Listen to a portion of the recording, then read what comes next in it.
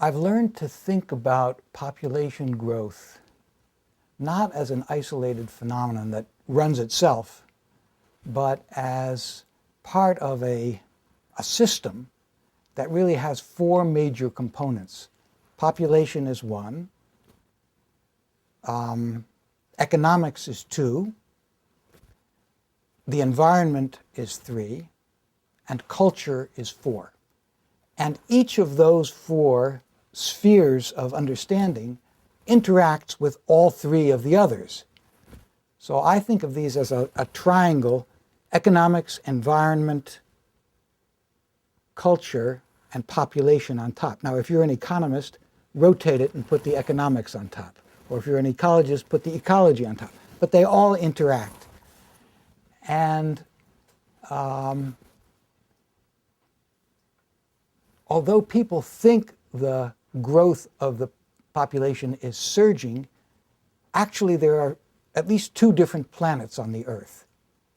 There's the world in which the population growth rate has fallen very dramatically, and there's the world in which the population growth rate has fallen less dramatically. But overall, the global population growth rate has fallen from about 2.1% per year around 1965 to about 1.1% per year. So the population growth rate, that's the interest rate on the bank account, is about half of what it used to be. On the other hand, the annual increase, the numbers of people we add each year, it's about 80 million, more or less, whereas in 1900, the annual increase was 10 million per year. So rapid population growth on the historic scale continues, but it's slower than it used to be. So you've got to keep that in mind. There are two different worlds. There's the world of really low growth, that's Europe and China. China's average number of children per woman per lifetime is about 1.6, 1.7. Europe's is about 1.7. The whole rich world is about 1.7. In some European countries, it's much less than that. It's like 1.1, 1.2, especially Catholic countries, where it's exceptionally low, Spain and Italy.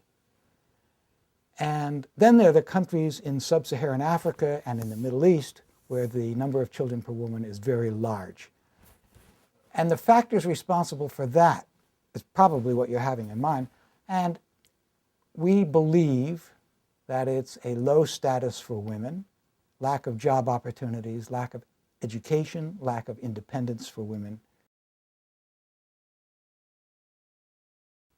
There are at least three areas that need attention and could be dealt with rather inexpensively. So, education, nutrition, contraception.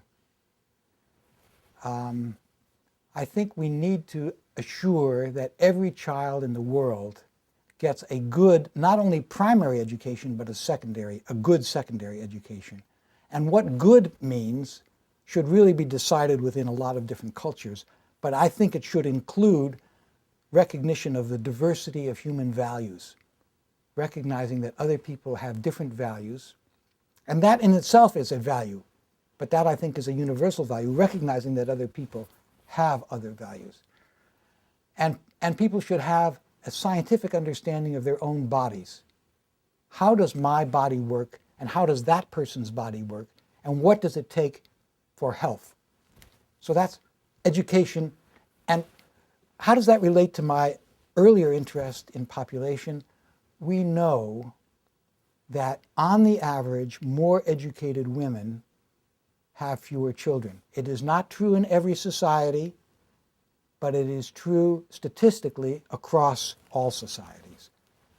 And I think educating both women and men, because having ignorant men and educated women is not a solution to the problem. The men tend not to behave very well.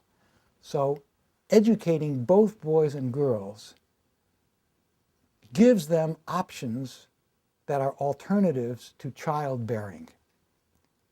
It means people can have children if they want to have children, and they should if they want to have children.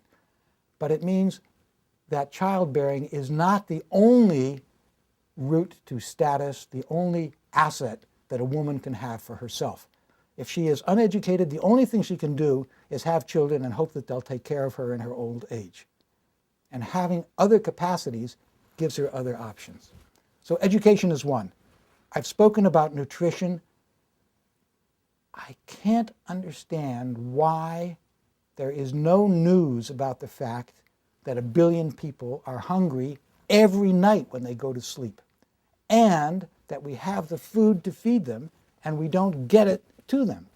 It just drives me nuts.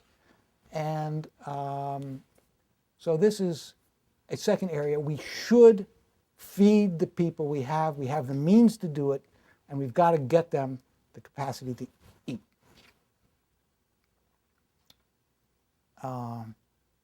And then the third is contraception, so that every child that's born is a wanted child. According to a recent survey, in the United States alone, about 57% of births are unintended. And that's just way too high.